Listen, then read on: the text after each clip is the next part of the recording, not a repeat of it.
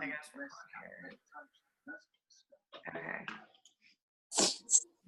here. Okay. We're talking about team building tonight. And y'all, like, this is supposed to be pretty laid back. So, like, if you have any ideas or anything to add anything, just speak up. And I'm just going to go ahead and start. Let me see if anyone's texting. Okay. So I have first interesting statistics. And you know what? I'm going to mute everyone.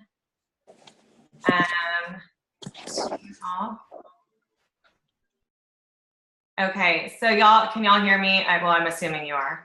But anyways, if you want to just unmute yourself if you want to talk, because there's a lot of background noise and stuff. So anyways, interesting statistics. People who use social media are 78% more likely to succeed versus peers that don't. And I think that we've seen that in companies like Rodan and Fields and any other one of these social selling companies that social media is huge. And that's how people become interested in the company. And that's how people become interested in the wine and buying and everything. So like it or not, if you're not a social media person, just start to be. I promise you it'll pay off. So last year, direct selling accounted for $36 billion. That's insanity. So, and 82% of all direct selling people are female, and 55% of people purchase from a direct sales company. And then Scout and Seller was over 400% of goal last month. There's my one, Scout and Seller one. So I call this, what I've been telling people, the proof of concept. Sarah didn't know 6 years ago that she would be using a direct selling method. She didn't know that if she did do the direct selling method, that it was going to be in the second month, 400% of goals. So I call this the proof of concept because it just shows that there is a need and there is a area in the market for this concept and that it's working and resonating. So people are excited about it basically. So when I talk to people, like, they're like, why Scout and Seller and stuff? I say, the proof is in the pudding. We were the first to market. We blew out our goals. Does someone have a question? No? Okay. We blew out our goals. We were the first to market. And I tell Lauren last when I think I've said this to her, I'm like, the train is moving fast. And when people are they're thinking of joining, or, for me, everyone has the why of why they joined. And I had some why nots, why I had this, angel and devil, kind of angel telling me reasons I should do this, take this leap and do it. And then this little wine devil over here telling me why not to do it. And mine was this fear of MLMs. Like, I don't want to be one of those annoying people that are like, just always on social media and pushing stuff and everything. And I was just finally like, okay, this is like ground level as it gets. And in the past 2 months, it proves that it's moving fast. You're on or you're off. Like, this is a fast growing company and it's gonna continue to do this, period.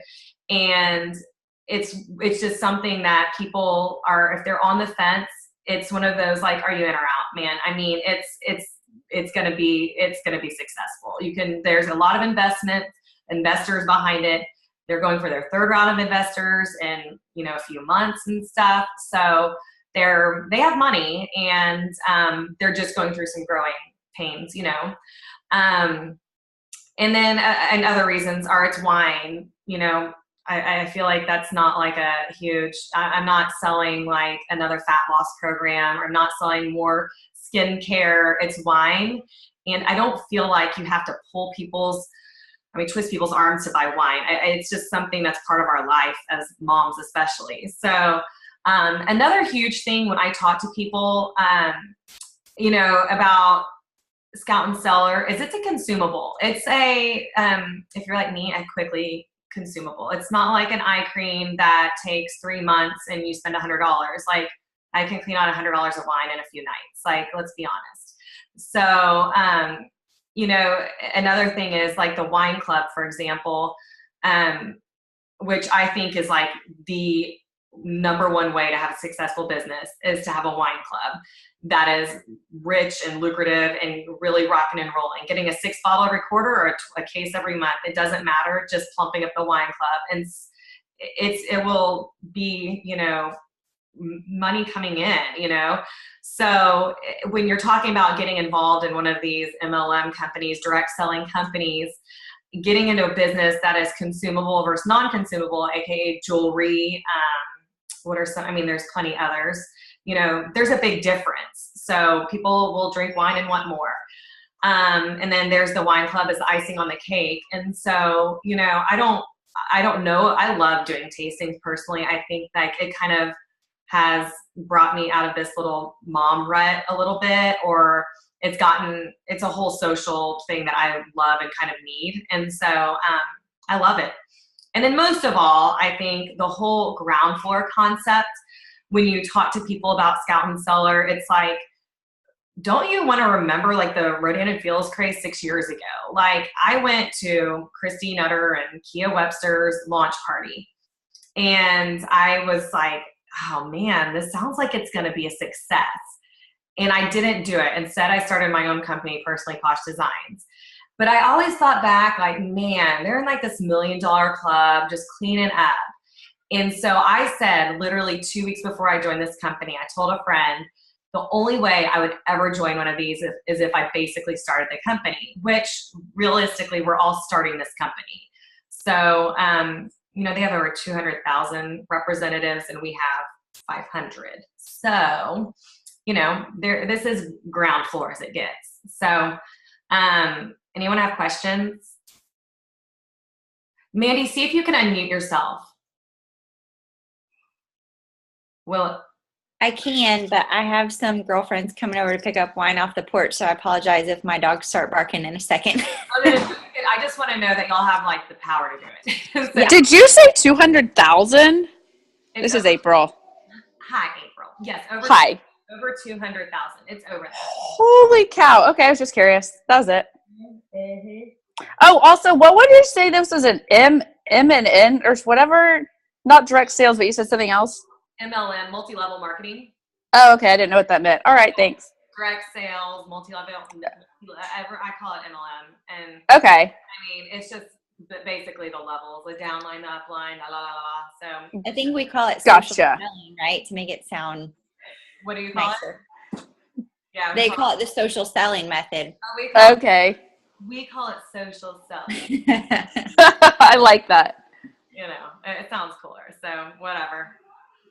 Anyways, okay. So tips for recruiting. You know, here's some things that have worked for me. Follow up. If someone's interested in learning more, they're interested in being a consultant. And even if they ask like in an email or message you or they comment on something like, this company sounds great, you know, invite them to a tasting or, you know, answer any questions, but don't stop there because they ask because they're curious. If Natalie had stopped literally after that one text that she sent to me, like I would have never done it. And it wasn't that like I needed to be convinced, or maybe I did. I always say like Lauren was my like one that was the most annoying. I love you. Because she had like me, we probably took the same exact amount of time overall, but she was really dissecting it, you know, looking into it and all the details because, you know, attorney Lauren does that. But then there's some people who are like, this sounds badass. I want to do it. And then, you know, they hop right in and everyone's different. And I needed to go through the comp plan. I wanted to know like their sales model, like how you can get money, not just in tastings and personal sales and downline and wine club. And I needed to know all about that, like how it all worked. I wanted to know, you know, about the wine, if it was good and stuff. So it's not that people need pushing and stuff. For some things to process and stuff, it takes people a little bit. And following up with them is not pushy. It's just letting them know you care. In my opinion, like I care enough about some people to be on my team that I follow up repetitively. And I mean, I have Jennifer Campbell, for example, like it's been a process of a month, before she signed. But I mean, she had stuff going on. I'm not going to push her, but I always followed up with her. Like, are you ready? Like, any other questions? But again, the train's moving fast. Like, it's a startup and we're growing, and now is the time. So you don't want that part to pass you up. And you also don't want to miss out on the holidays and this huge wine selling time. So, which is a big deal. And then I say no need to be pushy. It's a fun business. It doesn't really need that. Like, you're at a tasting, and I mean, I don't know if y'all watched my video about like tastings and stuff, like the whole tasting video, but I always bring up, not just Wine Club, but I always bring up, if you're interested in doing this, it's obviously a fun business. We have fun tonight, 9 times out of 10, it'll be yes. And then if you're interested in doing what I'm doing, talk to me. It's a great business opportunity. I've been saying at tastings lately, like, we are a very old company. We just had our 70-day anniversary. And people are like, wait, what? So it is kind of funny to, like, when people hear you're 70 days old, it kind of resonates. They're like, oh, you are a new company. This could be fun and stuff. So I think. What day are we at now? Is it 80? I don't know. What is it? Because we were at like 63, and then someone said 70 last week. So we're close to 80. It was mid-September, right? October, November. No, we're probably still, I guess. We were 76 days on Chris's call last Tuesday. So 80, okay. 80 or something. 83 days. So yeah. So anyways, if you have a tasting this week, be like, we are a very old company, very seasoned veterans. You're 83 days old. So it does make people who are interested in the company be like, oh, that's pretty cool. Like, getting in, like, ground floor, 83 days. I mean, this is really, I know we're sometimes like, oh my gosh, I didn't get my tasting cards. I can't enter my orders. This is messed up. It's an 83-day old company. Like, it's frustrating, but this is just the way it is. And so when people like kind of process that, it's, makes it a lot better. And then also I have simply talking with people about Scout and Cellar, it will create interest. Maybe not with that person, but if they have a friend or a family member. I mean, a good example, the other day at a tasting, and I was telling her about Scout and Cellar. Oh my gosh, my sister in California is a health nut. And she has a huge following on Instagram. This is like this girl telling me, huge following on Instagram. She would love your wine. Oh my gosh, like, I have got to tell her about it. Well, I'm like, well, give me her information. I'll send her some info on it, whatever, and stuff. And then you can start working with her and all that. This wine's very dry, by the way. Anyways, I feel like the more, not just in social media, like the more you talk about it with people, and not even saying like, oh, you need to buy this, like in a manner of like, oh, I'm drinking wine right now and it's clean. It's actually Then they ask about it and stuff. So, and again, it may not be, one person may be your customer, but if you ask someone at a tasting, like, do y'all have, even if you're not interested, do you have any friends or family out of Texas? That's where I have the think out of Texas state. Texas has several reps. Other states may have 0. Literally, there may be 0. So explaining this to potential consultants is huge. And when you're at a tasting or you're with people and you're telling them, if you know of anyone, even because what it can do is make one person have a lot of influence over a lot of people. They can be like, I'm not interested in this, but man, I've got my cousin, my sister-in-law, my brother. I have a whole group of friends in Colorado that would love this and stuff. So simply like asking for referrals and stuff is a huge way to get more people selling and stuff. And the thinking out of state, like even if you know someone, like I mean, Mandy's, my brother's like best friend lives in Tennessee or something, and Kentucky, whatever, one of those. Kentucky, yeah. So anyways, hey, I know they're both physicians. They don't need to be doing any side jobs and stuff, but like, do you have any friends that like wine? do you have anyone, do your nurses, would they want to be, you know, a side gig or something, you know? It's just good to ask questions and try to ask for leads and stuff. And then I also put know your comp plan and how you can help them. Say, you know, for my personal income and stuff, I've built it both team building and personal sales. And I know the comp plan to know when I promote someone to M3, they get $500, I get $500.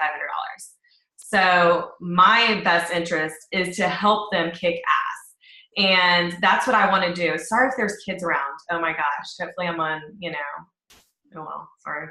Anyways, so that's my job, like, and you're a resource and stuff. And so if you explain to them, like, when you win, I win. And I want you to be an M3. I want you to get director. I want to, you know, this is a team deal. And it's not just because of my income, but it's because of yours too. It's a team deal. So know your comp plan. Be like, I mean, I know the report section is not working right now, but supposedly will tomorrow. But if you're like constantly aware of like where your downline is and stuff and what they need and stuff, you can help them. And then you can also say you need one more leg. Let's go find one more builder leg for you. Let's go get, to get M3, you need 3 builder legs. That's only 3 people selling $600. Then you can go take the rest of that, whatever, home and sell it yourself. Like, that's not that hard. And it can be done. It can be done, and you can sell $600 by placing one post on Facebook. So, oh my gosh, I have a lot of kids in my house. Anyways, the next one is know your story. And I feel like when I talk about my story, about why I joined Scout and Cellar, about I gave up wine for 7 years. I have a sulfite allergy. I'm very affected by chemicals and stuff in wines. I'm now clearly drinking a lot of wine. So people are like, oh, that's a really cool concept. I'd love to not feel like that and be like, yeah, it's just been awesome. And, you know, if you know of anyone that is like interested in buying wine, selling wine, it's a new company. We're getting new stuff in every few weeks. It's just a really cool company to join. So those are a few tips. Let's talk about what not to say. You do not say this is a well-oiled machine, because it's not. There are, I think we can all attest to the fact that there has been like glitches, and there is things that like major hiccups, and we say they're major, but I feel like in a year from now we'll be like, remember when we were so upset? I mean, I didn't get paid yet. I mean, I'm kind of like, okay, I would like a paycheck. So, you know, I'm working through that. So, you know, or tasting cards and stuff. Like, I feel like we're going to look back at this and be like, man, I remember when this company was 41 days old and we were complaining that not all the reports were working, instead of like really focusing on the fact that we should be building our team, becoming as educated as we can. And Amber and I we kind of operate, Mandy too, the same, as far as like, we like to learn a lot about it. So we click around on the cellar. We like to read about the wines. I like to know about the regions. I like to know, I have a wine Bible that I look up everything. I spend it educating yourself and making yourself a better wine seller and stuff. And then you'll bring a kind of a professionalism to it that people will look up to and be like, dude, I want to be on her team. Like, make yourself a leader and stuff. So definitely don't say also there will be tons of corporate support right now, because they're working on just getting things shipped and getting things out and getting new wines in. Are we going to be able to have like Sarah on a weekly call right now? No. Like, if anyone who saw her this past week, she's boxing wine herself, and Kathy saw it herself. Like, she is the one like putting it in your car and helping you. Like, the owner of the company is the one like getting her hands dirty too. So her son is there like helping, like he knows from the lid, like the top of the caps, like what the wines are. I'm not lying. Like, they had like 6-year-olds doing this. So it's kind of cute. I kind of envy that. But anyways, so right now, like, no, we're not going to have tons of like messages and like fast start guides and lots of, I mean, I came from the pharmaceutical world where we had like, if you had a drug, it was like Augmentin, for example, Augmentin vomited everywhere, like branded pens and notepads and all that. Like, we're going to have to do that for now. Like, we're going to have to do some of those things for now. It will get better. Don't say that the website's amazing because we know it's not. Like, Can I chime in on something? yes. You know that cool board that you had at our tasting at April's? So Costco makes them.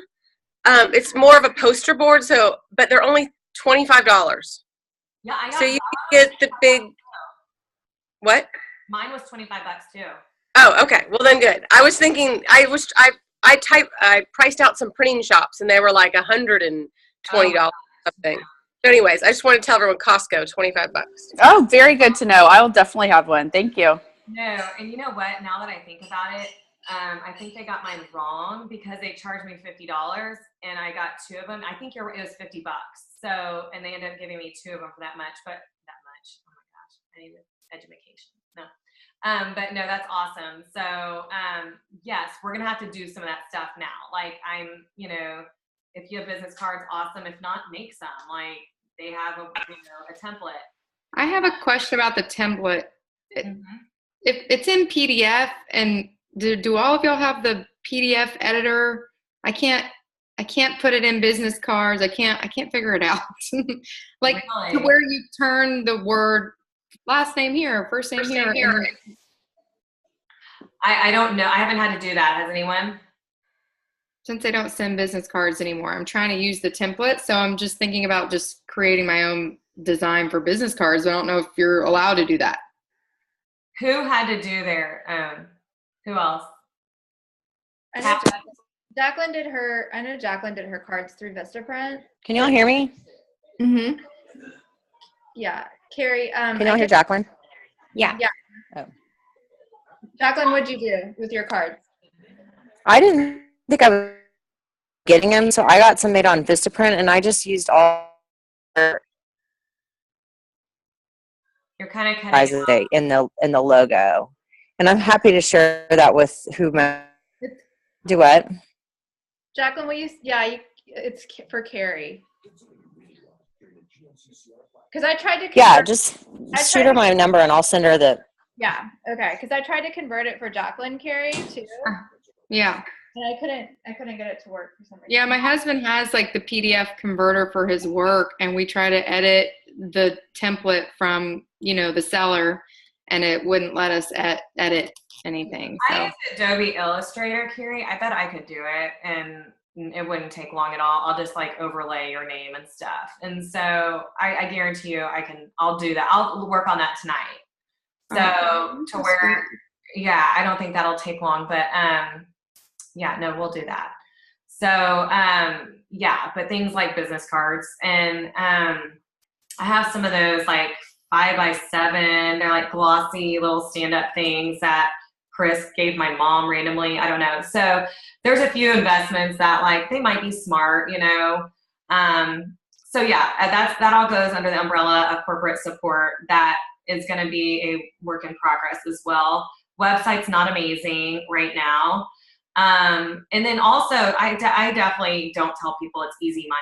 Like, is it fun? Like, yeah, I have a blast doing this. Like, it's seriously, I sometimes, like the other night, I was like, I really can't believe I'm making money doing this and stuff, because I'm selling wine and I'm going to tastings and drinking wine with people. So I think it's pretty money, but it's not easy money. I still work hard. And then you don't want to say that it's little work, lots of pay, because like any company, it is going to be work, and it's all what you put in. That is what you'll get out. It's one of those, if you don't want to make a ton of money, then don't work a ton. But if I fully intend, I've told Chris Zielinski and Sarah from the beginning, like, this isn't going to be like a Courtney's half foot in thing. When I go into something, I'm like head first, full body, belly flop into it. So this is like, I intend to, if you're wanting to, bring my team to the top. Like, so just let me know like what you need from me, and we'll get there, because I mean, I'm a marketing person. I have great ideas. Carrie, I know you have tons of awesome ideas too. Like, anyone who's done marketing and stuff knows that there's 1,000,001 ways. And I know I post some on Wild Vines a lot, which I find myself like feeling like I talk to myself on Wild Vines, but I hope people read them. Anyways, so I don't make it seem to these people that like, because what you're doing is setting them up for disappointment, and you don't want to do that. You don't want to say you're not going to have to work hard and you're going to make lots of money and stuff, because that's not true. Like when I tell people my first full month I made over $2,000, it's because I worked my butt off, like period. And I worked hard at team building and I worked hard at sales, and it paid off. I consider that great for my first month, and it's like only going to go up, you know? And then I definitely I told Kathy the other day, like, don't expect like your very first month, your little half month or whatever, to be making like lots of money. Your money is really going to come once you have a team. I would say like there is that sales component, but once you start building your team and stuff and helping them reach their goals, then that's where a lot of the money is going to come in, getting people promoted, getting people sales, and getting people like help getting tastings and exploring different avenues for marketing, corporate gifting, and it's Christmas. Like, what are some cool things we can do? Like, let's all share that, because, you're a team and you're gonna be building your team. So once people sense that you're there for them and that you're on their side and it's in their best interest, they'll be interested. They'll be more apt to be like, that's a cool team and I really want to join it, And if there's anything like support-wise that you need and you don't feel like your needs are being met, just ask like your upline, or, y'all can obviously message me or whatever. But yeah, I'm just saying be realistic and set the expectations and stuff. That is a great, fun business. It's new, it's awesome, but you're going to have to work. And now is when you want to work, right at the beginning. So like I said, I hope to be managing like a wine club in a couple of years from Mexico or something, on vacation, and being like, man, I have a really cool wine club going on, and that's mailbox money. So, you want to start fast is what I'm saying. And then I think this is one of my last slides, but where do I look? So I still maintain the best way to find consultants is through other MLMs. Like if they're selling Stella and Dot, if they're selling Beauty Counter, Monet, any of that, wine goes great with everything. Like wine makes everything better. So, and more importantly, they understand the business, Sorry, I need my refreshment.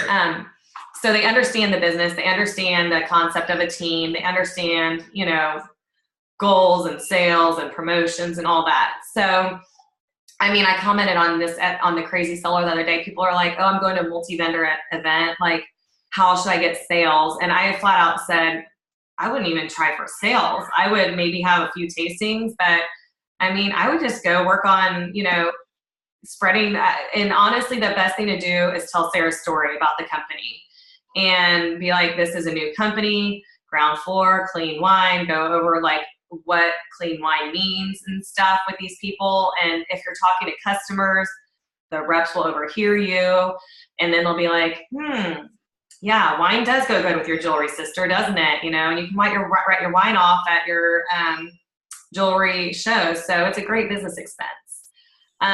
Also customers and follow-ups. And I got my latest girl because I got my latest tasting, which was my best one ever. And it was 8 people there. And I got 3 orders, and it was my best. I got 2 12 bottle wine clubs and 1 6-bottle. And I was like, and then the host is now a consultant. So I was like, home run.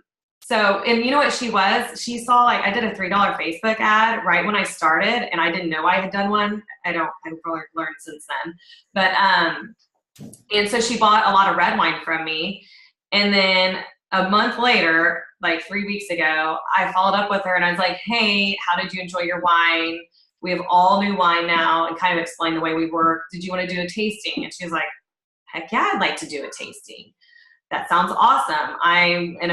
She's an American Legend. She works at a model home, sells homes, American Legend homes in a big old community in Prosper. And so we did it at her model home, and she just invited some of her customers or potential customers that are building with her. And it was the most fun, like a cool group of people. It was awesome. So, and that was just simply from following up with a customer.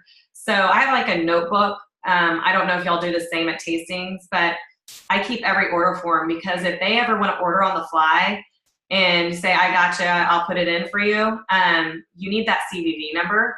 So always keep your orders.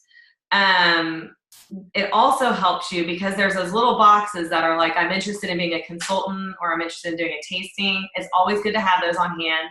And then also you can follow up with them to see how they enjoyed their wine if it's a one-time customer. And hey, would you be interested in doing a tasting of your own? Or do you know of anyone that'd be interested in selling wine? You saw how fun it was. Do you know anyone that would be interested in, doing something like this, And sometimes they'll be like, oh, yeah, well, now that you say that, I would like to. Or, oh, I guarantee you my sister would love this, and she lives in Colorado or something. So simply following up. And one day about 3 weeks ago, I literally committed myself to just 3 hours of follow-ups. And for 3 hours that day, I emailed customers that had purchased from me, people from tastings, and then other people that had just inquired, and just to follow up, hey, I want to circle back and blah, blah, blah. And simply doing that paid off so much, and not just tastings, but more purchases. Because people don't know that we have new wines every freaking 3 weeks right now. And so following up and being like, hey, did you know the wine you bought isn't even available anymore? We have all new wines based on what you purchased. I'd recommend these wines. Or hey, I remember you loved the Barra at the tasting. Just showed up on low inventory. Do you want to place a bulk order for that because it's low inventory? Something like that. And then tastings, I think, is the number one place to get new consultants, because they've kind of seen you in action and like your passion for the brand. And I always sell the brand before the wine.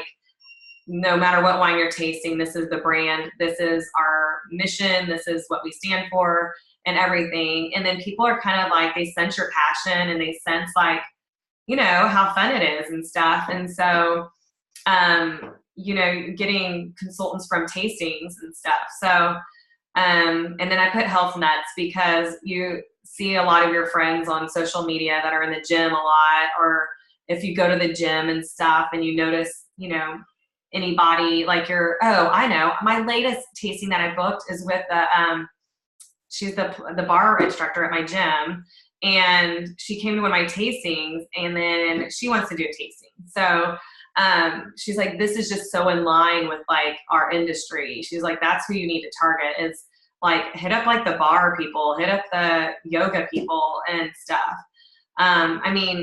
If they can be a brand ambassador or whatever for Lululemon, they can be a brand ambassador for Scout Cellar, right? So if you know of any instructors and stuff, they can get behind a healthy, Natalie Tuman is one of our, is one of the top Beachbody people, but she's a Scout and Cellar rep, and she drinks wine, so it's clean wine. And then I say people who know people, those people that are just well connected, we all have a friend that you feel knows everyone, or they're just connected in their industry, outside their industry, young, old, they're just connected. Maybe just have a conversation with them and be like, do you have any idea of any people that would be interested in being a consultant with us? It really is a good ground floor opportunity. That's another one to do. And then wine enthusiasts, the person who's always posting wine memes and stuff, and then pictures of them with their wine and all that. So that's another customer. The one at the model home, she just loves wine. She's very passionate about wine. And so she's like, this just speaks to me. It is calling my name. And if I can make money and drink wine, then 2 high fives. And then people well connected on social media. This doesn't need to be necessarily mean people that are social people, they're not out partying and stuff, but people Natalie, or someone who has a good social media following that with one post can get 100 responses. And I know nothing about Instagram. I'm the worst social media person ever, but people that are well connected on all that stuff, great people. And I always say friends and family, they're icing on the cake, but to be sustainable, and this is customer and consultant alike, you're going to have to reach wider than that. Like, I know our initial instinct is to call our bestie and be like, hey, sell with me. But you're going to have to stretch further and deeper than that to make it sustainable. And that's especially for customers. I mean, once your friends are like, all right, we've been like buying wine for you from a while, it kind of gets awkward. I don't know. At least it is for me. I kind of like don't like to ask my friends to buy anything. If they want to buy something, they can. But I'm not going to ever rely on my friends and family for my livelihood. So I want people to be on my team and stuff that want to be there, and that it's not going to affect a friendship or a relationship or anything. And so I would consider the friends and family the icing on the cake. I'd say those other, anyone else have other areas? You're going to have to unmute yourself if so. Going once. April, come on. I know you got something to say. What's the question? What are some areas that you can, where else would you look? Like, what are there, I have consultants. I mean, I have this list. Is there any other group? I feel like you covered a lot of them. I mean, I think something that would be good in as far as wording goes going forward with the company, make sure to explain that, I mean, like, always throw men in there. Like, when I talked to somebody today, I was like, it's so great because, you know, I can have a dinner party and it's not weird to do this and bring it up at a dinner party in front of husbands as well. Because I mean, like, in Houston, we have, you know, I have all these macho guy friends that are super involved now with the rodeo wine committee. And, you know, in our age, where these guys are getting more into this. And so it's, you know, I think if we set the tone that it's going to be this like mom thing or this like female thing, it's really going to really hurt us. So I think we should always, you know, when we're talking to prospects that are women, say it's great because, you know, like we can have, men, you know, like couples over and we can do a tastings with couples and blah, blah, blah. And then, you know, I just feel like that we need to make sure not to exclude that when we have conversations. Absolutely. Yeah. It's knowing who you're talking to. Like if you're, I mean, the one with Holly at the model home, there was more guys than girls. And it was my only one that was like that. And it was by far my most fun. Guys are loving this. Like they seriously had more fun than the girls did. And I think what Carrie said is so right. Like even doing a couples tasting and getting, I mean, if you get 5 couples together, all they want to do is get tanked and stuff, and they'll order a lot of wine. And so it's almost like a no-brainer when you bring guys.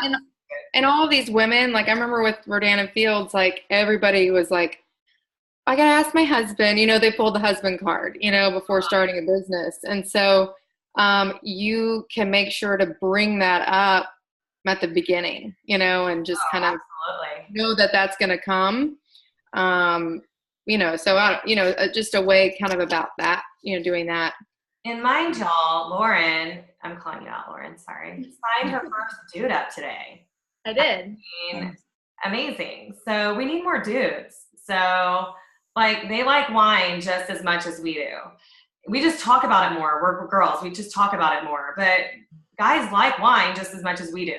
So honestly, I think there's such a competitive advantage to have a guy consultant because like guys generally don't do this MLM stuff.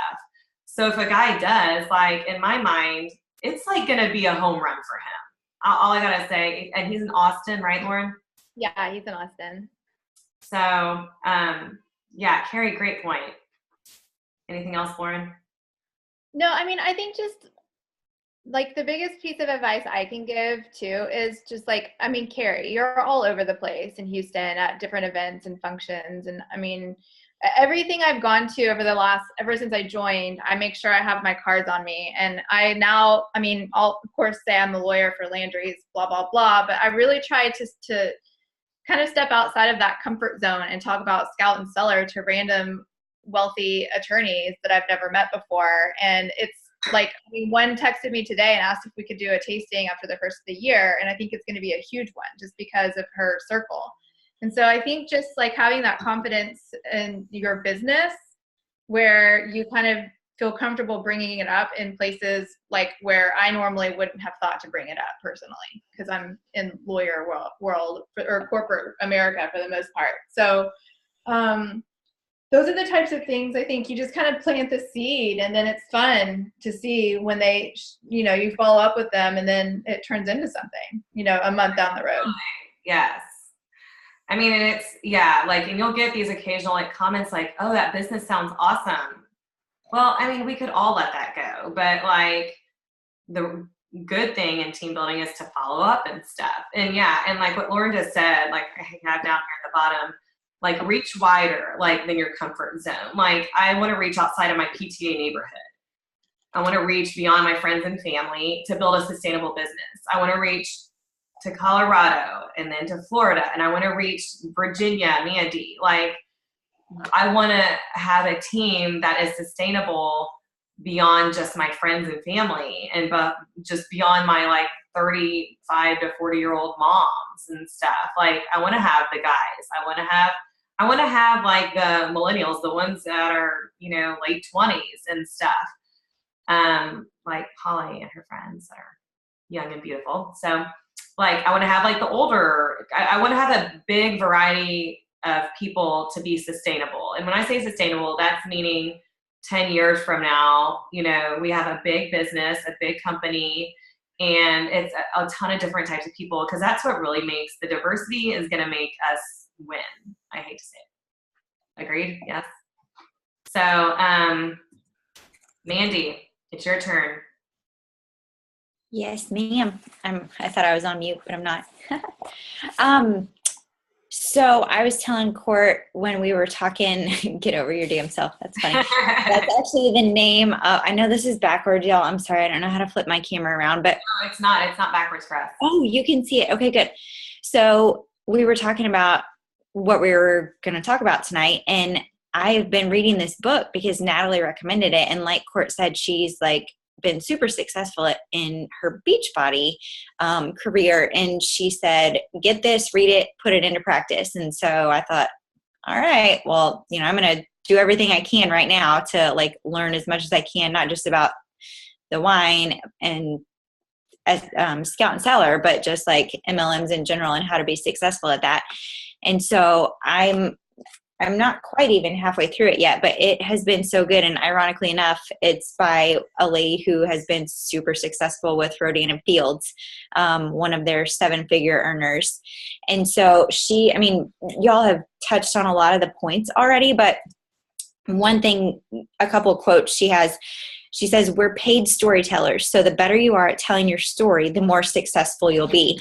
And one important thing to remember, she differentiates your why is different than your story. She kind of says the elements of your story are who you are and where you've been, what's happened in your life to cause you to look for something more, how you heard about this company and why you had to be a part of it, and what it's doing for you or what it's going to do for you. And, you know, she suggests kind of like we started with ending with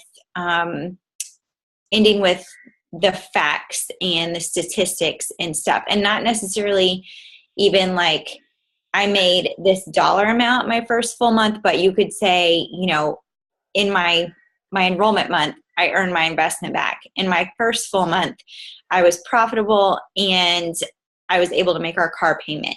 You know, in my second month, I made a car payment and I paid for my kids' activities. Like, what would you do if you had that amount of extra money each month, you know? And her main thing is, I say her main thing of the parts that I've read so far is we take our business with us wherever we go. You know, the grocery store, the gym, the airplane, the train, the bus, like everywhere you are, you're taking your business with you. And so she suggests starting with a master list of literally, she says, every human that you know, everybody with skin that you know, I think she said. And so just writing that down, and she's like, it should be like a living, breathing list. Like once you talk to somebody and cross that person off, you should add somebody else. And she goes and breaks it down through different categories and things like that, so that to kind of jog your memory. But one of them, it was funny, she suggested, your FedEx delivery guy. I had to go to FedEx today because I missed my wine shipment, and I was sad about that. But then I got there and I told the lady, she said, somebody's going to have fun. And I said, yeah, I just started a new wine business. Oh my gosh, it's been awesome. It's clean. And so it gets rid of all those headaches that people have so often with wine. She was like, what? So I gave her my card and I was like, we do tastings. You should totally call me. And, there was a line of people, so it was short and sweet. But even then, like, just be authentic with people in your conversations, and talk to everybody, as many people as you can, not necessarily always to get something out of them or out of the conversation right then, but just to kind of be friendly with people, because that's what we do, and build your Rolodex, and, and then you can find ways to relate to them. And like Court said, eventually you can be like, hey, I just started a new business. I would love to pick your brain about people that you think may be interested or maybe a good fit. And she actually suggests leading with the business and following with the product. I'm in the team building section of the book right now, if you can't tell, but she says, facts tell, but stories sell. Did I already read that to y'all? The sooner you become good at crafting, editing, and collecting stories, the better you'll be at this gig. And what she means by collecting stories is, when you're talking to your hairdresser and you sign her up as a consultant, and then you meet somebody else at a tasting who's a hairdresser, and you're like, hey, I think you'd be a great fit for this. My hairdresser built a profitable business around her cosmetology career. And, she's in her second month and she's been profitable since month 1. And this is what she's doing. Or, flight attendants or lawyers, or so just kind of like, we have our own stories. I'm a mom, I am a substitute teacher, so I can relate to those kinds of people, but I can't speak to like somebody who has a full-time career as a lawyer or as a pharmaceutical sales rep, but Lauren can speak to somebody who has a full-time career as a lawyer. And I can say, we have somebody on our team who's a lawyer, and she's built a successful side business with Scout and Cellar, and she's been profitable, and this is what she's doing. And she's built herself a huge team, and, she's rocking and rolling. So you could totally do this too. Just kind of finding realistic ways to relate to people and things like that. So that's, in a nutshell, those are the first 4 chapters of this book that I read. I know that was fast, but I would really, I like it a lot so far. So I would recommend getting it and reading it. And then, the follow-up too is so important. And she does say that everybody on our list is going to be in one of 3 categories. They're going to be your customers, they're going to be the ones who want to work with you, or they're going to be your quote unquote runners, which meaning they're the ones with the big circles who this may not be their jam, but they're connected, they know people, and they're going to go, oh yeah, I can refer you to these people because she would be a great fit.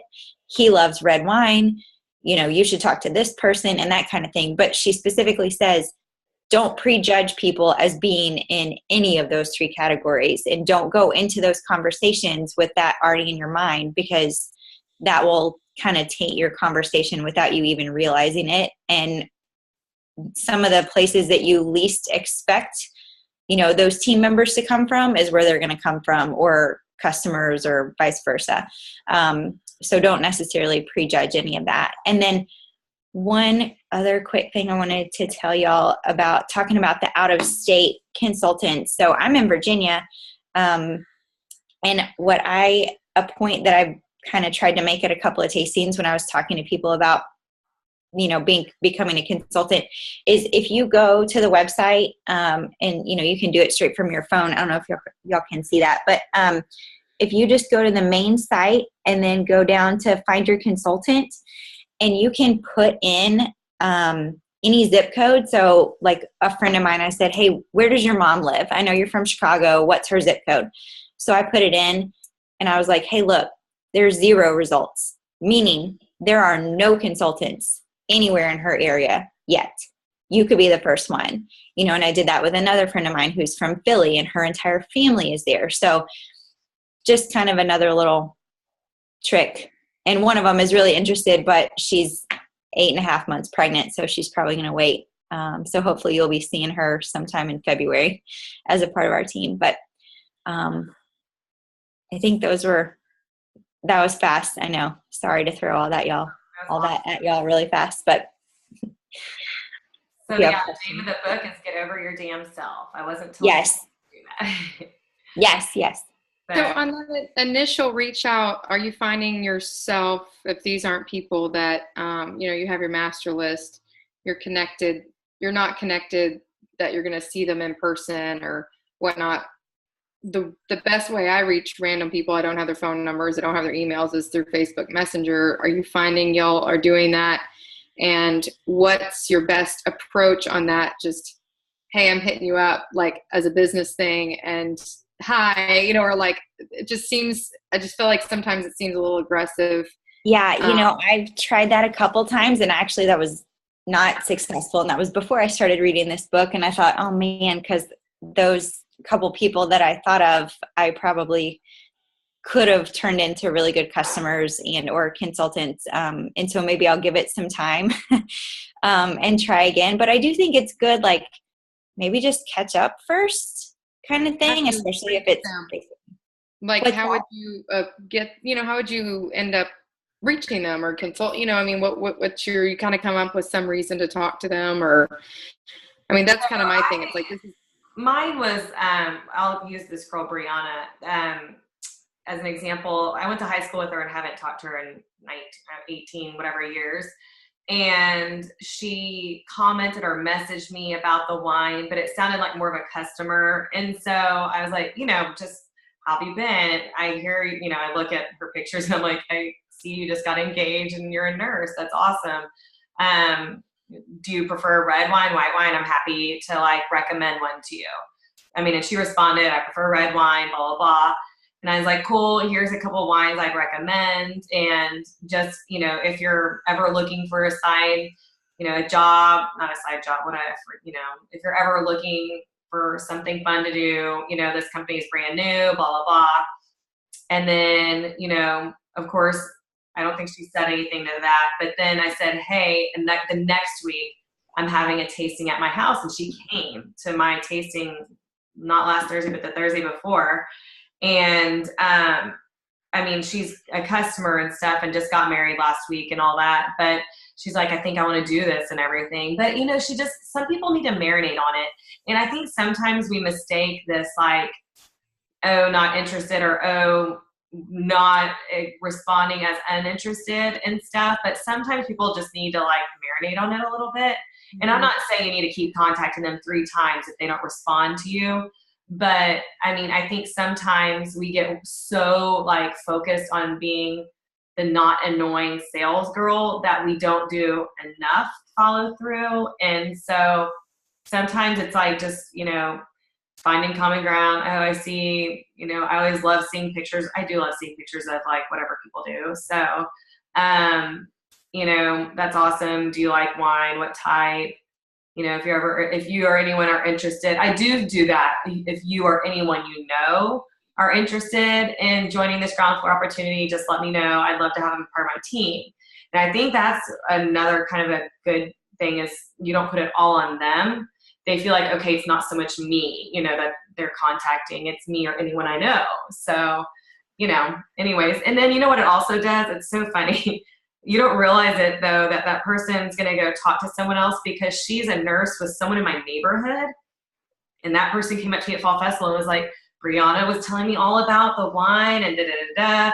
So people talk, and you may not think they do. So when you do bring it up, I mean, whether they've heard about the company or not, you contacted them about it, and you just simply ask them if they're interested in learning more. And if they are, then you know, if they say flat out no, then, you know, be like, all right, just let me know if you change your mind. But yeah, a lot of it comes from social media. And if they comment like, that business sounds cool or whatever, you know? I want something. I actually met the lady that wrote that book, and it is, and I'm not saying anything about her as if she's not successful, because she has been really successful. But she's the reason I didn't sign up with Rodan and Fields, because she knew nothing about what was in their product. Oh, And wow.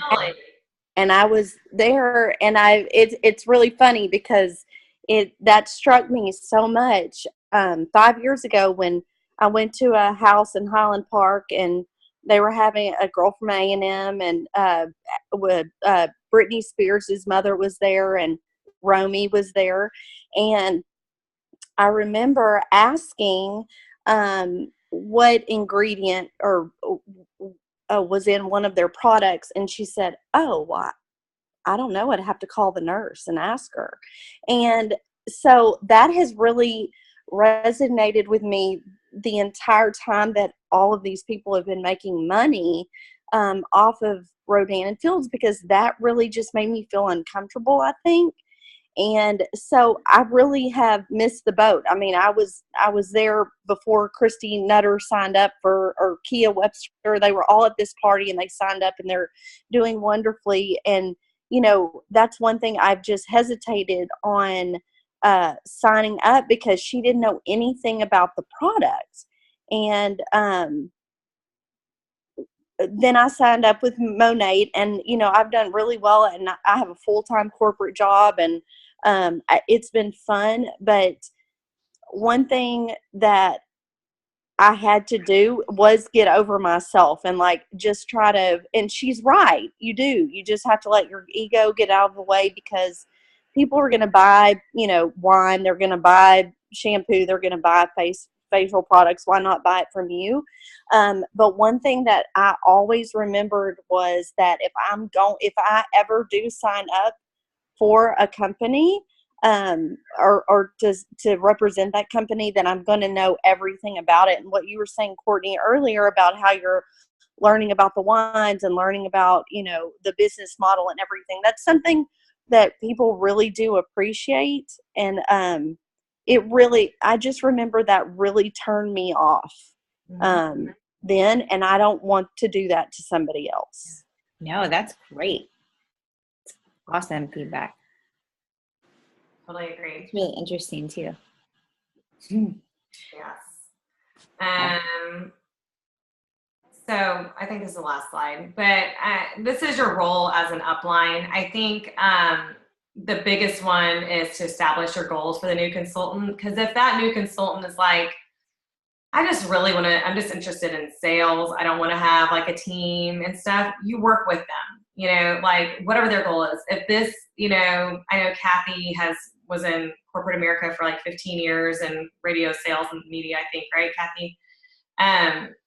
And I mean, I felt like, yeah, she and I kind of related, because we were like, we left a very nice income to be moms and stuff. So my goal is to kind of kick ass and take names. No, I'm just kidding. No, I want to build a team. I want to be at the top. I want our team to be at the top. I want everyone to know who we are, because we are awesome. We're cool. We sell a lot of wine. We have a great team. And we have a lot of fun. Like, I kind of want to be known like that. And so, but you just ask them, what are your goals? Because they may not be the same as your goals. So I think that's extremely important from the beginning. And so then from there, you kind of know what your job is with them. Like, you know, hey, you can, you know, if this person gets a little more, you can be M3, da, da, da, da. But to Jimmy's point, training, I think like training and leading, you know, getting them to know the back office, getting them to know the ins and outs of tastings, about the wines, about the lingo, getting them to know the comp plan, the fast start help, because when you're a new person, your new consultant knows more, they'll sell more. And when your new consultant knows more, they can lead better. And if you're doing your job as an upline person, then you're going to give them the power to lead their own team. And that's going to reflect on how well you're doing. And so it goes to leading. You're their leader, and lead them by example, and work hard to help them, because again, it's a win-win. When they're winning, you're winning. And when you're reaching their goals, when they're reaching their goals and you're helping them, it's a win-win for everyone. And a happy consultant is one that's going to be there for a long time. So you want everyone's goals to be reached, no matter what they may be. And when they succeed, you succeed. So I just think that's a big part, is when you train people, like there's going to be some people that like me, I just need to click around for a while and let me learn it on my own. I'm going to go Google every single wine that we have and the regions that they are, and then like what each wine will taste like, and what does this mean versus that mean, I mean, I heard the whole like a light bodied versus a full bodied is like a skim milk versus a whole milk and stuff. So I'm like, okay, I can relate to that, when you're talking about wines and stuff. So just you becoming as knowledgeable as you can makes you more, more of a resource to your new consultant. So, any other feedback on this part? I guess I was wondering have any of you talked to, approached like other sommeliers or those in the wine country, or I was kind of doing relief work with those in Napa during the fires, and I had one that was she's a distributor in Napa, and anyways, pretty big up there and lives in Yountville and everything. And I'm like, how is it received? I know it would be separate to them from what they do, if they're in the wine industry or if they are sommelier, they work for a restaurant, whatever. But like, how has it been received if anybody's spoken with these kind of people? And one person I approached, they're in spirits sales, but they know about wine. And I'm like, I wanted to ask you about this new company I joined, and I wanted to get your thoughts on these wines. And are these, I'm kind of going by what the owner says, but I just kind of wanted your opinion, where I knew we sold great wines, but I kind of used that as an intro. Like, I just wanted to see what you thought about this company that I just joined, and what are your thoughts? And, one girl was like, yeah, biodynamic is just so hot right now and blah, blah, blah. And I just wanted to see what kind of the response has been, if y'all have approached anybody like that. I have actually, I work for BMW, and there is a sales associate who's a level 2 sommelier, and he is so funny and amazing. So I've been talking about to him about Scout and Cellar, but I get real specific because a lot of the wines that we have, I have never tasted before. I mean, Pinot Noir, yes. Chardonnay, Sauvignon Blanc, yes. But the Picpoul, I've never tasted that before. The High Jump. Thank you. There were some wines in there, some varietals that I've never tasted. And I was like, ooh, James, have you ever heard of this? And so the next day at work, I would text him. The next day at work, I'm like, oh, tell me all about this. He's like, oh, yeah, this and that and the other. And so it's funny. I talk to him more and more and ask him what he knows about things.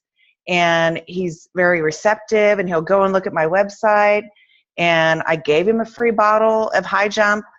And I was like, hey, have you drank that yet? He's like, no, not yet. I'm going to save it. I'm like, okay. So I think he's very receptive. He's not judgmental. You think a lot of times, at least I do, that sommeliers, they know so much, even level 2 sommeliers that haven't gone all the way through are so much more knowledgeable than me. But what I have found is that they just love wine like we do. So you don't have to worry about feeling not smart or, not at the same level as them. Just talk about wine, because it's really all about the love of wine. Right. I agree. Like Sarah, if you notice, we have like such a wide array of wines, and Sarah, a true sommelier loves, or not necessarily loves, but appreciates all wines. And I had my husband's snooty pooty favorite aunt of mine, Marsha, over for a tasting, and she's just like prides herself on being like a wine snob. Like, we can only bring a list of 3 wines to their house for anything, and so she was just like nose up, because she only likes a full-bodied red, and insulted by everything else, thinks that, so that's a different than like a sommelier. Like, it's like people like wine snobs and stuff. That's not necessarily someone who appreciates wine. They appreciate their one little pocket. So is Marsha like my customer? Probably not. Like we probably don't have anything as, you know, loves the Double Eagle or whatever. But like, is she probably my long-term customer? Probably not. But a sommelier, like they appreciate the whole spectrum, like, cause they know like everything that goes into them and every single wine. I don't think it's like the wine snobs are a different story. They have their egos and stuff, you know? Okay. And these are a few little quotes y'all can read.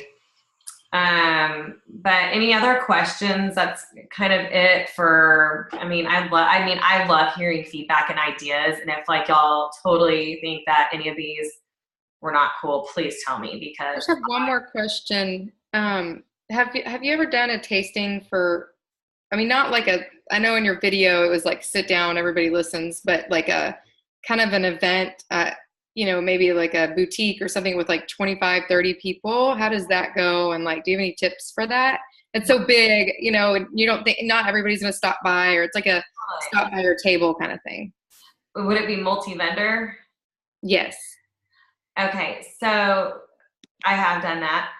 And the way I would have literally 2 different wines to choose, in a white and a red.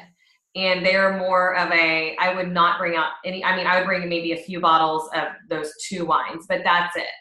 And when they come by, you know, the conversation went something like this: have you heard of Scout & Cellar? No.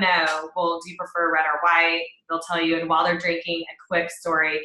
It's a brand new company, and basically Scout & Cellar sells, you know, clean crafted wine. Here's what a clean crafted wine is. And it was started by an attorney named Sarah 6 years ago. You can give it, if you can get, like Mandy said, your message down to 30 seconds. And from elevator pitch. Yeah. Yeah, the elevator pitch. I know they made fun of me for saying that on Crazy Seller, but like, I think it's so important. Like in pharmaceutical sales, I had what we call our 5-minute call, and then I had my 30-second call. Time yourself for 30 seconds and sell the company, because realistically, we have so many wines. Like, if they don't like those 2, they're going to like something else. And so you don't want them to think it's just another wine, because that you miss that customer. Like, okay, they're selling the company. So I would have 2 wines to sample, a red and a white. If I were you, I'd probably do the Roba and the Horse and Plow, just to get like on the affordable range, a good variety. And then, or the Chardonnay, quite frankly, maybe a better option, because I feel like the Chardonnay spans, I'm a Pinot Grigio, not Chardonnay. I think Chardonnay's too buttery, but I love the Chardonnay. I think it's amazing. So maybe like the Chardonnay, and then maybe the Horse and Plow. And then just choose those 2. And honestly, they come up, you want some red wine, and while they're drinking it, because they're not going to walk around with your glass, hopefully, then another thing is, as far as those go, I would maybe bring more of like those plastic, like miniature cups. You know what I'm saying? Or yeah, I just ordered their 1.5 ounce shot glasses. Perfect. So it'll fit the 1 ounce pour. But that, I'm so glad you said that, because I was like going to get 4 different kinds. I'm like, I only have so many wines. No. Because I've been waiting on shipments to come.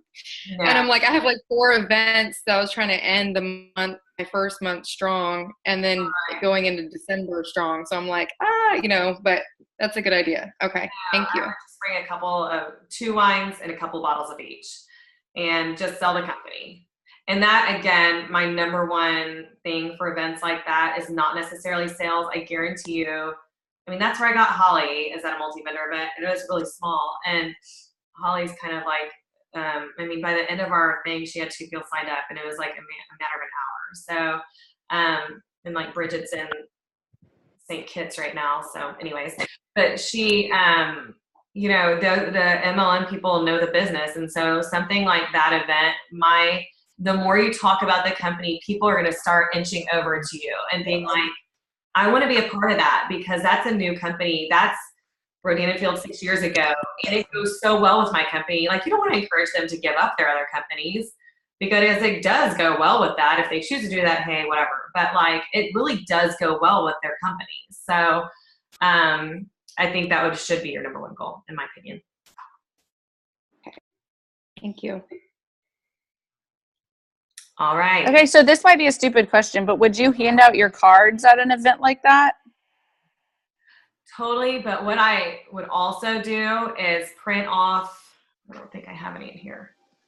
Mandy, do you have any half-page clean crafted sheets? No, but I need to get some. Yeah, so I just print 2. They're already like half page.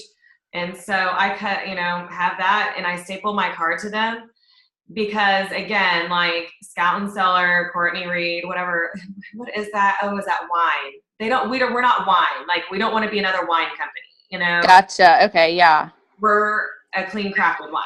And so when it's attached to that, like I would have a pile of those. And at tasting, same thing. Like I have the order form, clean crafted sheet, business cards, maybe, but like. Okay, I see what you're saying. Yeah. All right, thank you. Ma'am. I wanted to kind of go back to the wine snobs. I used to work at a winery here in Grapevine, Texas, and I loved when people came in and said, well, I can't drink Chardonnay. I can't drink Chardonnay, or I can't drink red, or this and that and the other. Or I don't like Texas wines, or I don't like this type of wine or that or the other. And so I would give them what they normally drink. And then I would say, okay, this one's on me. Okay, we don't sell our tastings or anything, but I would say, you can only hate it once, try it. If you don't like it, you can always dump it in the bucket. And there would be many times where they would walk away with a whole case of something that they didn't like. So I loved turning people. Mm-hmm. So when people come in and say, I don't like this or that or the other, I'm a wine snob, and or I only like reds. Well, cool. We'll try the Chardonnay. I'm telling you, the Chardonnay is like the Russian River Valley is so good. I mean, it's my favorite is to do that. Yeah. And then I'm also doing a vendor event December 2nd. So thank you for that question. What you said, Courtney, was huge because I was like, oh my gosh, how much wine do I bring? I can't go broke. I want to, have a good ROI. But I think you even told me on one of the pages is you focus on finding consultants. Mm-hmm. So that was huge. Thank you. And yeah, I mean, people are going to hear you and they're going to sense your excitement and stuff when you're talking about your business and how proud you are. And then I promise you're going to get people like inching over and being like, what is that? So, I mean, imagine if you got from a big event like that, Carrie, like 2 consultants and stuff, like that's huge because then, I mean, Jimmy, like I was buying I was like messaging her to like for my hair last week. And like, Lauren was like, Jimmy's on our team. I was like, wait, what? Oh my gosh. And I didn't even like hit her up. Like I'm the worst person ever. So anyways. Well, no, I just signed up. On Sunday. No, but I mean, I was like messaging you and I didn't even like mention it and stuff. So anyways, my hair will be looking a lot better soon, hopefully. So I'm the hair and wine girl. Totally. But I mean, case in point though, it does go well with everything. It really does. And so, and again, Jimmy knows how these companies work. I mean, so what a perfect fit when you're at those multi-vendor events, like, people sense your excitement, they hear the message, and then they hear ground floor and they're like, yes. So, yes, I encourage everyone to work on your 30-second call.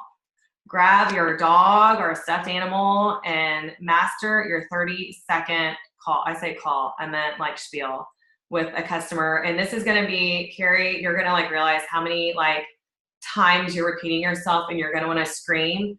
But selling the company first is going to be clutch. So I want to reiterate that because with Monate, I never led with the company, and my my mentor she was at Stella & Dot for 8 years and did really well and then moved to Monate. And she said, you've got to lead with the company. And I thought it's really hard for me. And as outgoing, crazy as I am, it just is not my nature. And my sister-in-law has already joined us, And I told her today, I was like, we've just got to get over ourselves and start with the company. And like, I really don't even care if I sell that much wine, but I know that I will, because it's who doesn't buy wine. Mhm. But you've got to lead with the company. You have to lead with the company Mhm. in a way that relates to people. And so that's my new approach. And it's funny to me that like I've literally pushed off Rodan and Fields, for 5 or 6 years, and I use their products. I like that. I love their products. I think they work.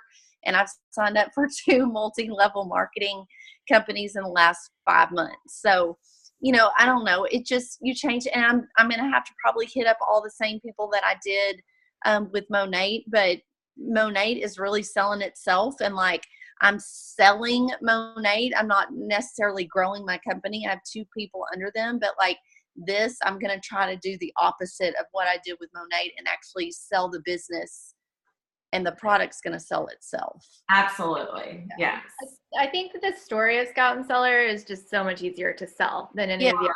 You almost don't Well, feel like and that's yourself. exactly, that's what I was saying earlier, like Sarah's story and like why she did this and, everything. I mean, that's just wonderful to hear and to relate, and like why that's our why as well, not just hers. So I don't know. I think it's just really, people can relate to it, and it's not a gimmick.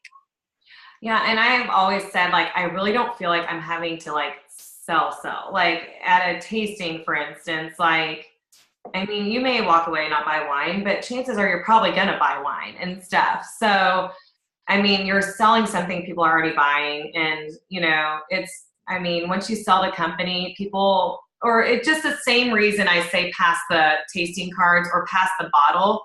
I've gotten to where if we don't taste something, I pass the bottle. And, just so people, you hear and sell stuff, like they want to feel emotionally attached to stuff. So if they're looking at the Double Eagle or something, they see the leather, wax seal, leather, label and stuff, they're kind of like, man, that is nice. Like anything you can do to make people feel more attached to it. And it's even for consultants and stuff, like I know you're in corporate America, so you already have a business like mine, or, when you're talking to someone in business, whatever, you're in a business mind, like you could really do well in this company. And I know you love wine. So why not combine your business skills and your love of wine? You could do awesome, or to that stay-at-home mom, like, I know that, you drink a lot of wine to put up their kids and stuff, different reasons and stuff. But like Jimmy said, relating to these people, finding a common ground. And I mean, I do love at every tasting, I'm sure y'all done those that have been doing this for those, 80 days or whatever. Like, I love that wine brings people together. And as cheesy as it sounds, like some of my most favorite tastings have been with like 8 people, just drinking wine and like getting to know people and their why. Like, I know Kathy, for example, I met at April's house, and she has a clean lifestyle. This fits right in with her life. Like, it's what she believes in. She's already doing it. She can get behind it. She's got sales skills. She has business skills. This was like a no-brainer for her. But, some people, it might be for different reasons and stuff. So really connecting with the person and, selling the business. I have a question. The Double Eagle wine, like I haven't even gotten my kit yet. So like, I mean, I've tasted Jacqueline's wine, but so I'm in oil and gas, and I work for JP Morgan, and one of our big clients is Double Eagle here in Fort Worth. And but they send me a bottle of wine every year, and for leasing with them. And so I thought, well, one of my really good friends works there. I'm going to contact him and ask him who does there. Yeah. But I'm afraid to do that because I'm like, well, how many bottles of the Double Eagle do we have? Like, because they will buy cases. I mean, they just closed a deal for like billions of dollars in the Permian Basin. So like they'll buy a lot of wine, but just that bottle for Christmas. Yeah, no, I got it. What you would do, like anytime like you need to sell someone over, I would say 2 cases, always contact support at Scout and Cellar Okay. and say, here's the deal. Should I even pursue this deal? Okay. You know, because I'm sensing they're going to need a lot of wine. What is our quantities? And when would this deal need to be closed? Because if it has to go through like 2 weeks of invoicing and all that stuff, it'll be gone. I mean, Double Eagle's going to be gone within a week. So, you know, if any, like, you know, the Ruffias, is it called Ruffia? Sounds like a Rufia. Anyways, that one, it's like such small quantities and stuff. I did buy a bottle though. I really want to try it, But do you think we'll ever get that back, the Double Eagle one? so it's something what I think the Double Eagle in general is something they do with the best of all their wines. They make a small batch wine every year. So I think that there's just going to be a different, it's going to taste different from year to year, from vintage to vintage, but I think it's going to be just the same amazingness. And I don't know if you tasted it, but it is truly the best red wine I've ever had. It is amazing. Jimmy, I would call them over, email them, but also call them since it's kind of time sensitive after Thanksgiving, because they like answered right away, and I feel like that's more of a call question. They were pretty good about it. Okay. Well, I already sent the guy. I mean, while we've been on this call, I've sent him a message. So, Are you talking about John, Jimmy Sellers? Well, John Sellers, but no, I sent Sean Earwood. Oh yeah, I know all those guys. Yeah, from Tech. But yeah, I mean, I do so much business with them. Yeah, that's awesome. That would be so good. I mean, honestly, Jimmy, if you can shut that deal down, like, soon, like, you could get the rest of Double Eagle and, you know, have a great Christmas. So, right. I haven't looked at our quantities. Huh? I haven't looked at our quantities because the have been down. So I know the Maysara Sparkling's gone, which makes me want to cry.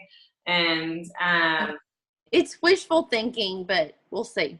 I'm gonna try. Great, it'd be awesome. Like, even like big realtor groups, like closing gifts. Can you buy a few cases before, you know? Yeah. So it's great ideas. But yeah, any of this stuff, like brainstorming, like marketing ideas, customer ideas, like ask them, and then we can all think of ideas or ways to like execute them better. Like, we can all work together to help you execute them, I guess. Which wines do you think are going to be gone in a week? Double Eagle. What else? I think the other ones, the Horse and Plow was lower, as in a few hundred bottles. So it just really depends on these tastings that people are doing now. I know a lot of people are doing 1 or 2 tastings a week right now. So it all depends, I hate to say. And then she's coming out, again, every week we're going to be getting new wine and stuff. So yeah, I have no idea. I have one more question, and then I got to get off, and I'm sure you'll be glad. But so we were on a call today with Jacqueline, with my sister-in-law, who signed up underneath me, and we were talking about how people are structuring, like if my neighbor wanted to have a sip or a tasting, and do I bring the wine? Do they bring the wine? Do I let them set up the party, or do I set up the party and get the 30% off? Does anybody have a plan of action on what's the best route for that? Lauren, do you want to? Yeah. So, what I have done so far is I've been the host of my tastings. At least, at my house, even if it's like friends that have invited people I don't really know that well, but they come to my house, then I set it up as the host. And so I get the credits and the 30% off the order, because I'm supplying my house and everything else. So that's typically how I do it, because like Courtney kind of coached me, I don't think a whole lot of people are going to want to buy the wine on the front end.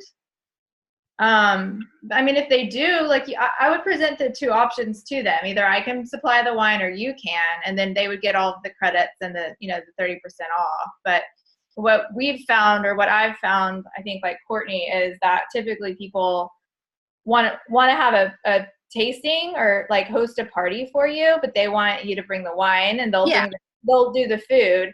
So like I have one on the 30th and she's giving her house and it's going to be probably like 20 drunk lawyers most likely. And she's doing the food in her house. And so I'm going to give her the 30% off of her next order. Okay. And probably like, a free bottle of wine or something. But I'm also doing that because she just bought like $400 worth of wine from me too. So she's also like a good, one of my best friends, but also like a wine drinker and lover. And so I just, so I want her to have the 30% off for hosting it. Yeah. When you're entering that in a party, I've just done one party. So you still don't enter her as the host. You still enter you as the host. How do you give them the 30%? Is there an option there within the party? So, yes. All right. This gets a little confusing because I'm really bad at explaining this. I always have been the host, no matter where it is. And you can put Santa Claus as the host in the system. It doesn't matter. Like, you can put, Michael Jordan as the host in the name. The system does not recognize that as anything. So I always put me as the host. And then it's all the ship to and all that needs to be accurate to the customer and the host.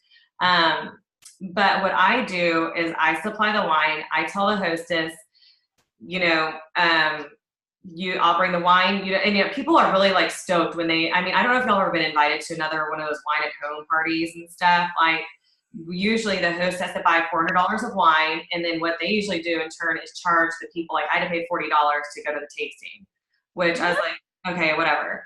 So do what? What company? It was called like Wine at Home. I don't even know. It's something like Wine at Home. I don't know. It's like a company. They make their own wine out of Napa and stuff. I don't know. My dentist friend used to do it. So anyways, I was fine paying $40, whatever. But like when I started this, I found booking tastings is a heck of a lot easier when you're like, I'll bring the wine. And then what I do is I bring them a bottle of wine. And I supply the wine for the tasting, and then I get the hostess credits in the 30% off.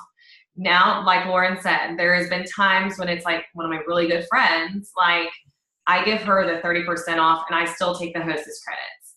And so there's a very complicated way. What I tell people, you want to bulk up your orders as much as possible to increase the amount of hostess perks. So I hope Chris Linsky is not on this. So the best way to do that is, let's say they have $100 in wine that they want. You calculate the 70% of whatever that is and put it in as an order, because that's total whatever. And this works mostly with like local orders, like if it's a local tasting. So you put it in as a customer order, and you calculate whatever $70 of that wine to the best of your ability. Make it, if it's 68, that's fine. They're fine with that. So you're still going to have the rest, maybe a bottle you're going to have to throw in your hostess one. And when you deliver it, or whenever they get it or deliver it, you fulfill their order however possible. But the best way to bulk up that order further is to separate it as a customer order, and then you get all the hostess perks. You may have to throw one of their bottles on yours too, depending on the numbers. So that's the best way to I almost need to like draw it out the way I've kind of mastered. I don't want to say working the system. I'll just say increasing my income potential and free wine for my refrigerator. So I've kind of mastered the system right now. So I can. So you also like say you ask them what wines they want and say, okay, well, the retail price is this, you get 30% off at this price. And then they can like Venmo you or PayPal you, and then you can buy the wine. And that's what I've done a lot with, just like I did with you, Courtney, like, yeah, I was like, yeah, I'd rather PayPal you. Yeah, I just don't even have time to like order it. So I'll just order it for you, and you can Venmo me, and I've already ordered it, and it was easy and like clean. And you're probably technically not supposed to do that, but like with Venmo and PayPal now, so many people are going to do that. So like, And I have a square too. I mean, sometimes I just square everything at a party, like swipe, type in whatever, do it on my square just to make it easier. And then I'll enter it all in under my credit card and the party order. And it's just, Yeah. you know, you can do that. But it's literally 6 in one hand, half a dozen in the other. But the point is you want to bulk up your party order as much as possible. And there's ways to do that. So am I making sense? Well, and even if you had like 2 parties. Oh, girl, I put like 4 parties. I put like $3,000 worth of parties. I like keep that party every time that I know on Crazy Seller. The party is always open. Their party is always open. Like those party orders ship, and I know they're like, oh, and no, it doesn't. Oh, it does. Every time a card is swiped and the order's processed, it ships. Yeah. And I'm sure they'll fix that glitch at some point, but they haven't yet. So I will not close out a party these days until it reaches $2,000, so I can get my $400 in hostess credits. Which is, I think, what did we decide, Kathy? I think it's like $537, really. So, I mean, it's pretty amazing. Yeah, it was $523. Yeah, it was $523 is what we ended up getting. Worth of wine. Yeah, because for the $400 off, hostess perks. I mean, I was like, I picked up over 2 cases of wine for myself. It was amazing. I mean, rolling in wine. Right. So then, Jimmy, that's what I'm saying. Like, you may have this upfront cost of wine, but I'm on way in the green on wine now at this point. Yeah. Well, we were talking too about like having bottles of wine to sell at a party, and like I know that's technically not, you're not supposed to do that, and it's technically illegal or whatever, but I find that people really don't mind waiting. Girl, the other night at my tasting at that model home, we had some, I call them retired wines that I still have a stash of, like good wines, like our first generation of a Pinot Noir. And they just wanted to keep boozing. And I'm like, all right, I'm done funding the party, but if you want to continue the party, $25 over there. I mean, 4 bottles later, I came home with $100 cash. Yeah. Or, and then what I did, some are like, I don't have cash. I just added onto their order because I delivered all that order at once to the model home. Right. And it was like 40 bottles of wine. And so I just added it on to their order. Like the jam sheet was one. And so I just took the jam sheet out of his box when I picked it up and gave it to him because he's repaying my jam sheet. So, you know, you know how to work it. So. Can I ask a kind of off question about different things? So some people were asking me like, why do wine companies add like 250 additives? Doesn't that cost them money? And I know some of the story to say, you know, that they spend all that money to have their wine taste the exact same every single time, year after year. But what are the other reasons that they add so many additives? Or is there a good website to go to that you'd recommend? Oh yeah, there's plenty of them. I'll post some tonight, but like some of them is for coloring, like Mega Purple. Like, I mean, who wants a watery looking red? I mean, I'm not going to call it the Cyrus, but the Cyrus. Like, oh my gosh, like the only wine do not buy. Okay.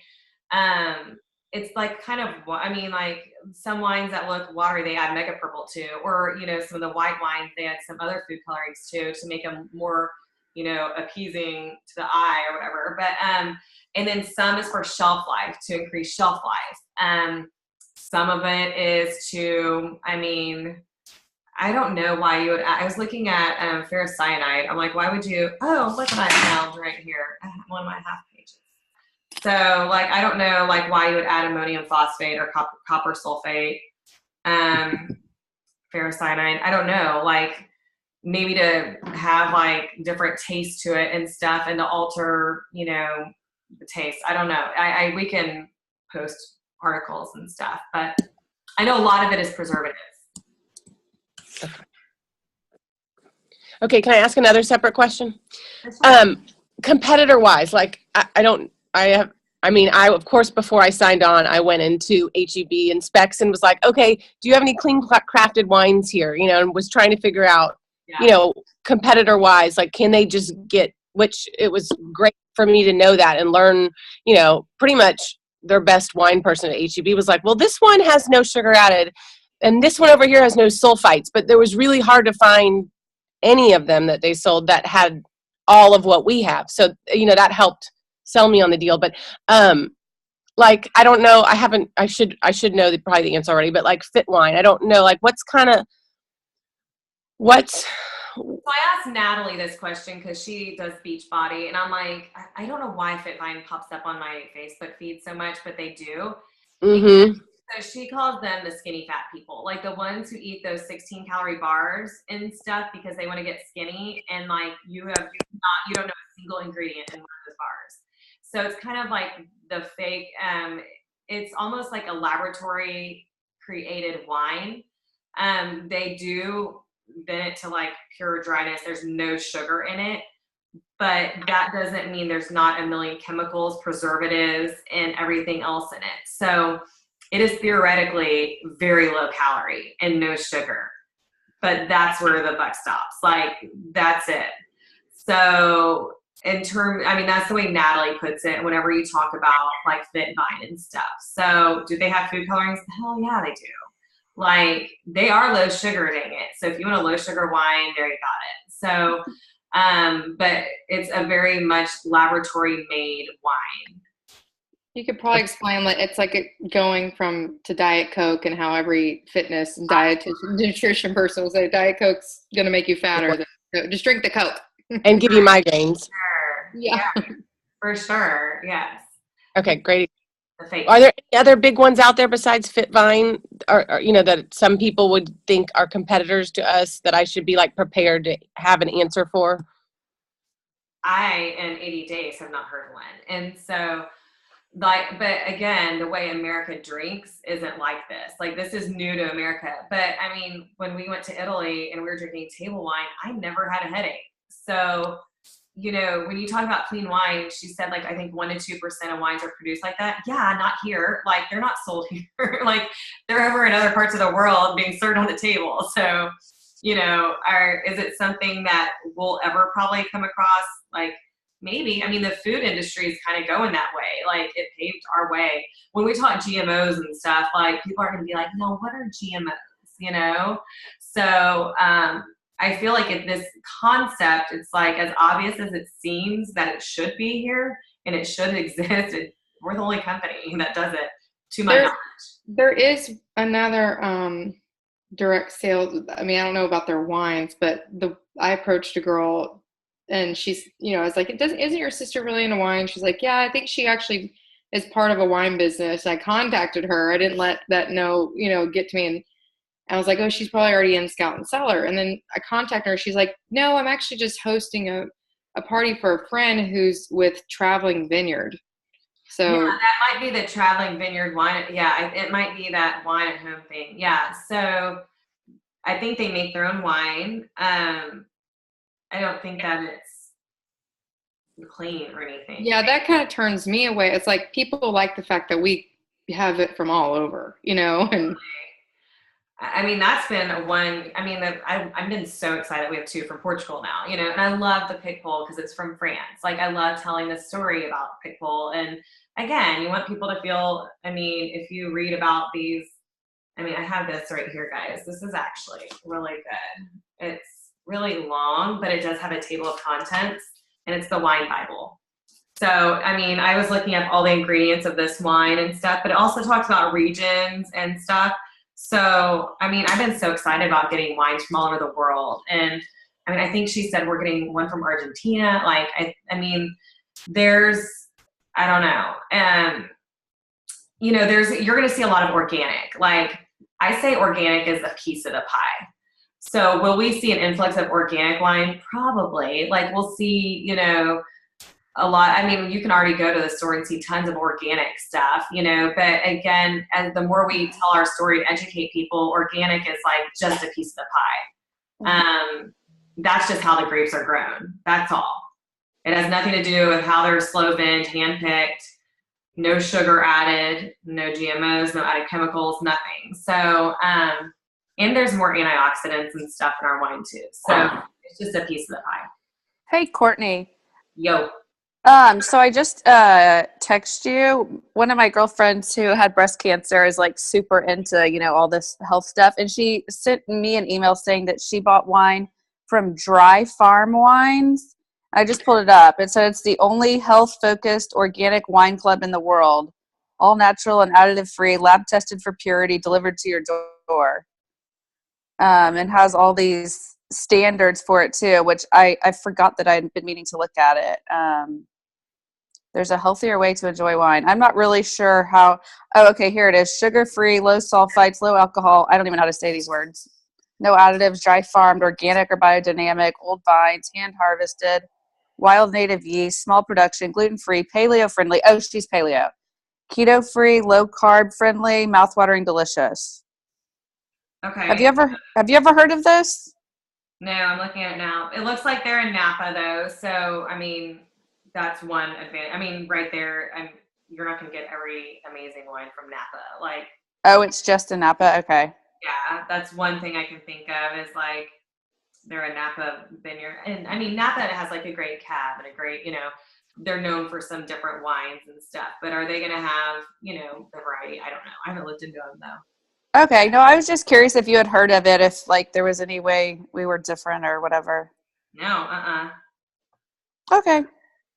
Yes. Well, she likely has had to research it. I mean, like once you go through that, like you're just forced to research. Oh, she absolutely has. Yes. And so she had to dig and dig and dig and dig. And that's probably why this company is a social sales model, because we're getting that information to them. So that's kind of the difference of, as far as product goes, she might stick with that. She might be happy to have other options because all of ours are helpful for her, but she may want a rosé, sparkling rosé for a celebration. And they don't. Oh, I sent her one. Yes, I sent her a bunch of them. Yeah, and then, but the good thing is that as long as we keep talking about it, people will know more our name than that name. Okay, yeah. I was just curious if y'all had heard of it, if there was like, I don't know, any way to differentiate us. Yeah, no, well, look, hey, also, Jimmy, I don't know if you're on the phone still, but there's, April sent I'm here. and there's over 1,400 double eagles, so it looks like we're good. Oh, good. Okay. Yeah. Okay, good. Thank Yeah, you. email them or call them tomorrow for sure, though, just to make Okay. sure. I'm going to get on those boys. All right. Okay, this is, oh my gosh. Okay, sorry. I just got a text that evidently I'm in charge of our 20-year reunion too. Good luck. Bring some Scout and Cellar wine. You'll be fine. Oh Yes. I'm on one of the 5 people. I just got added to a group text. That's amazing. Yay. Okay, so I have another question. Just, I think it's pretty easy, but how do I know I know who signed me up.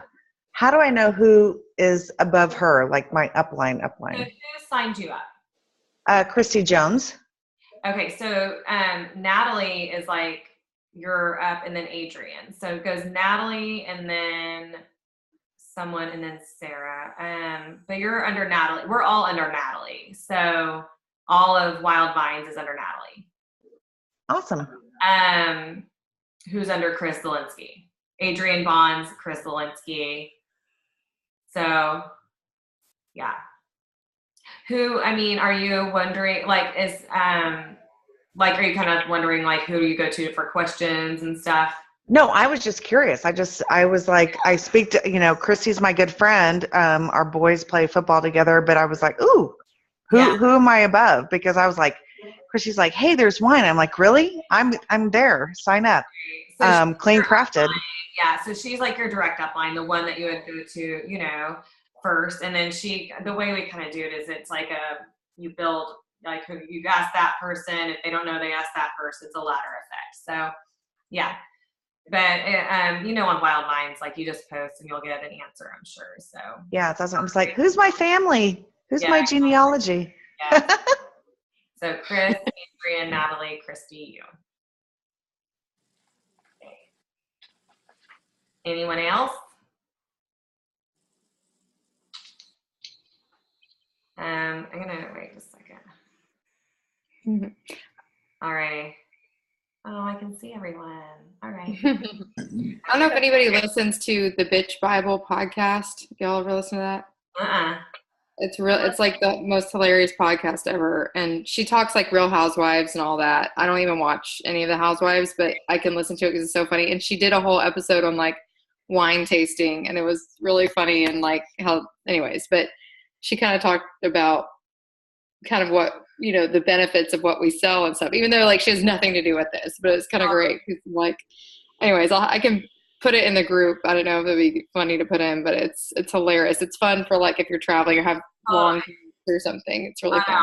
I listened to the Lady Gang podcast. Y'all do Lady Gang? That's a funny one. Add that one. Biz Chicks is good too for entrepreneurs and growing your business and stuff. I love podcasts when I work out. So the Lady Gang. Okay. Coolio. Any other more? Oh my gosh. I have another class, Courtney. Thank you. Of course. All right, guys. Well, y'all have a good night. Thank you. Bye. Bye. Bye.